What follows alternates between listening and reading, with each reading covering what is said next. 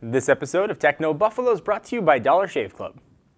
What's up, everyone? Welcome back to the episode of Rettingers Riffs. I'm your host, John Rettinger, the show where I riff on anything going on in the world of technology. Up this week, though, it's all about a teeny tiny pixelated Flappy Bird. And where it went, this is Rettingers Riffs. Let's start riffing.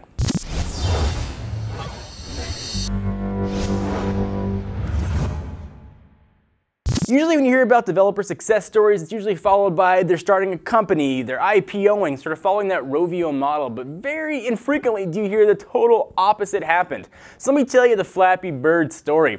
Over the weekend, developer Dong Nguyen made good on his promise to remove Flappy Birds from the iTunes App Store and Google Play Store to the what of everybody else in the world. So Nguyen is based in Hanoi, Vietnam, and has been super reclusive aside from his Twitter feed.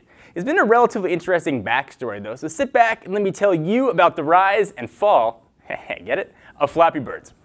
So as soon as February 7th, Nguyen was seemingly enjoying all the flap attention, answering questions and talking about really anything that had to do with that little bird. He was responding to questions, and even when one user said he had input for Nguyen, to which he replied, it's just a mini game, just let it stay a mini game. He liked the way it was, he didn't want to change it. He said he's not an entrepreneur in another tweet, and said the game was just built for the masses and for everyone to enjoy.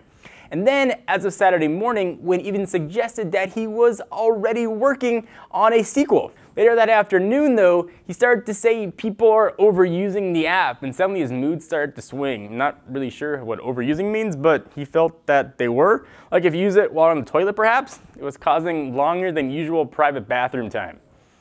Speaking of private bathroom time, that's a transition I never ever thought I would ever make. Let me tell you about our friends at Dollar Shave Club. If you watch my videos, you likely know a few things about me. First, I am so pale, I'm clear, and the wizard of video editing makes my skin tone look human, and I clearly hate to shave, much to my wife's chagrin.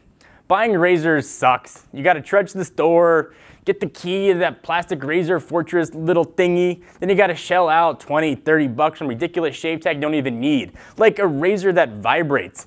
You can use in the shower, or that's gonna sing and dance for you. You just don't need it. I don't need a razor, it's also a laser pointer. Fortunately though, there's a company that's doing away with all that ridiculousness.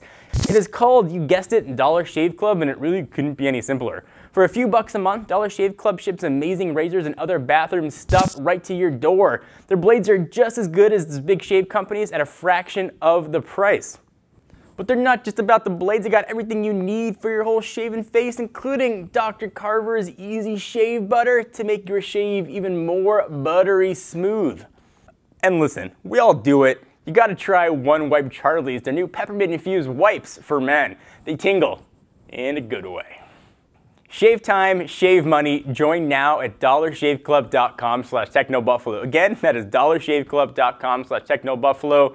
Now that I've got my beard for a prop, I can finally shave it and my wife can be happy again. Fresh. So where we left off, Dong was saying that he was a little bit upset that people were overusing his app, and then he took his Twitter account again to say that he can call Flappy Bird a success of mine. He wrote, but it also ruins my simple life, so now I hate it. But why? And keep in mind, as a native Vietnamese speaker, something certainly might have been lost in translation. He was accused by gaming site Kotaku of stealing sprites from Mario, though he denied those accusations and said there's an art to doing that. He told another user on Twitter that he had no plans to hire a PR agency or take some of his work off his hands because he felt that doing so would mean he wasn't an indie developer anymore. He'd lose the street cred. Because supposedly he feared just going too mainstream. By mid-afternoon, though, on February 8th, Nguyen officially announced that he would take down Flappy Bird from both iTunes and Google Play. The attention had evidently gotten to him, even though he originally labeled the title a success. The game was indeed pulled, although Nguyen's last tweet says that he was making games still, and he also said he won't sell Flappy Bird, so don't ask him at all. Nguyen also said he didn't pull the app because of anything related to legal issues, just that he can't keep it anymore. Despite denying any legal issues at all, a Reuters report suggested Monday that Nguyen may have received letters from Nintendo, although the report said Nintendo was not considering a lawsuit. There's been rumors of extortions and all kinds of crazy stuff, but that's the story of Flappy Bird. So yeah. On one hand, it's refreshing to see a developer not be in it to start a company or become a gazillionaire. On the other hand, I kind of want to yell, WTF, Dong? You got a success. You've got something on your hands developers can only dream about.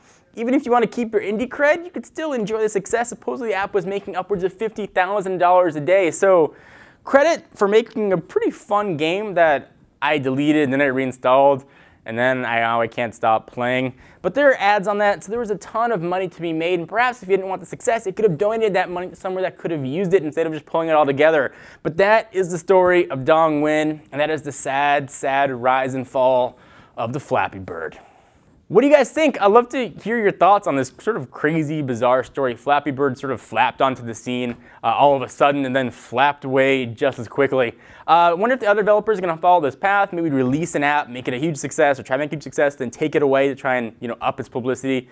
The reality is you can still get Flappy Bird. There's a port of it even on the Pebble Watch. You can play it on the web. You can still install it if you choose on your iOS device if you want to look through some back channels to get it. There are a ton of ways to get your Flappy Bird on, but not the official way. So Dong, maybe you want to give us an official statement on what happens. Thank you guys for watching. Hope you enjoyed. Please leave comments in this region about what you think happens. Until next week, I am John Rettinger. I'll see you next video.